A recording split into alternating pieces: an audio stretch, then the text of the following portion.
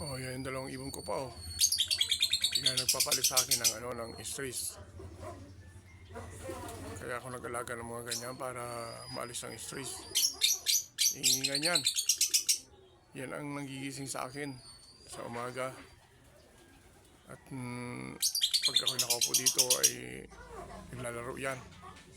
Ano? Ilagyan ko siya ng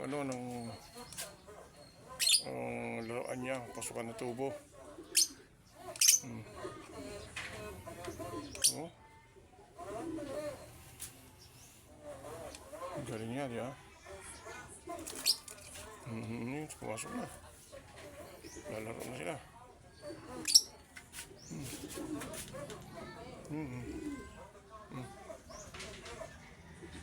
Yung isa na sa loob. Bago.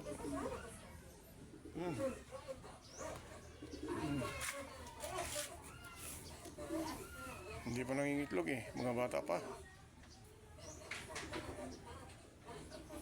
Hanggang dito na lang. Hanggang sa muli.